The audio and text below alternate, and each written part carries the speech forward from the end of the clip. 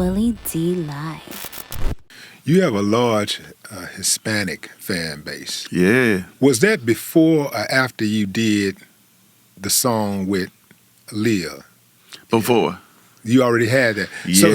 So did you intentionally go for an Hispanic singer to do that song? To cater to your Hispanic fan base? No, I actually didn't. That particular record,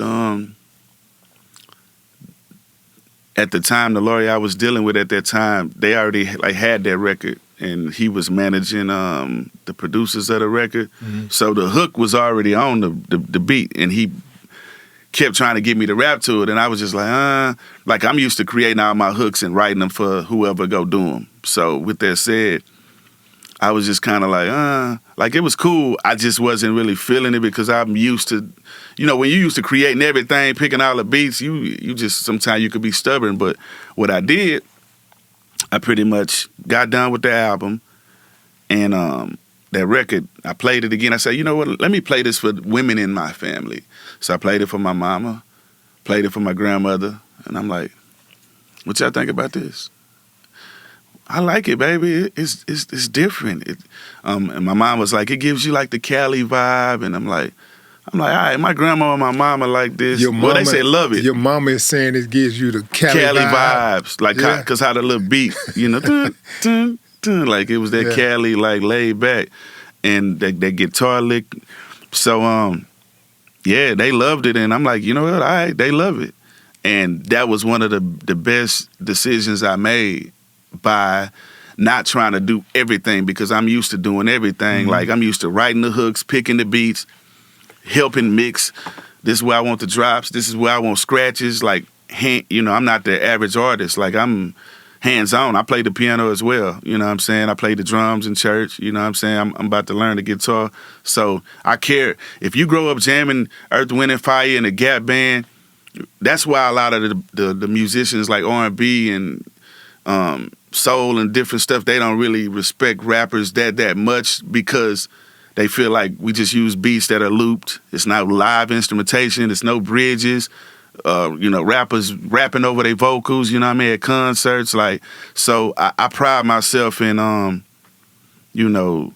caring about the craft and infusing live instrumentation, because as you know from your story, like, when I had a chip on my shoulder, and the chip on my shoulder was to prove to the world, and especially the East Coast, that down south rappers, we had lyrics. So I heard the stories about how y'all used to go to New York and how they wasn't really receptive to the Ghetto Boys at first, and then y'all put that work in and came back, and it was a whole different thing. So the fight that y'all fought, in my mind, I'm like, shit, I got to fight the same battle to let them know.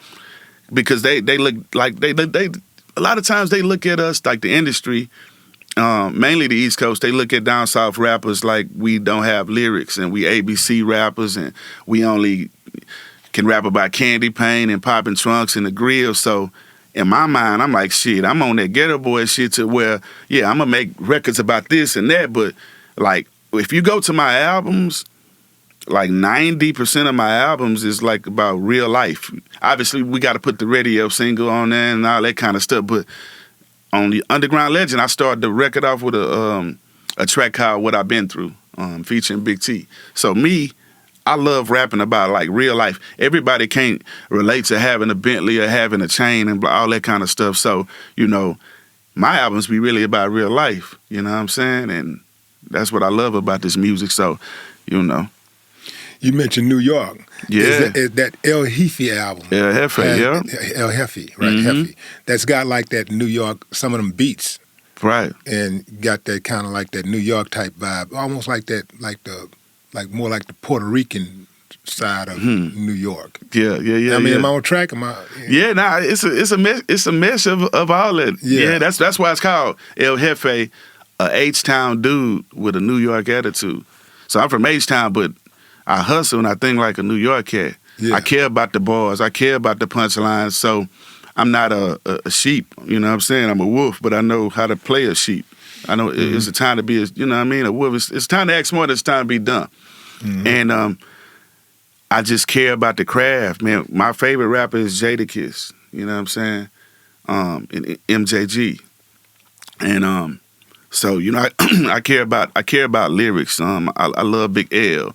I care about punchlines. If you go call yourself an MC, I feel like when a person hear your verse, you got to at least say one thing to make them be like, wow, how in the hell did he think about that?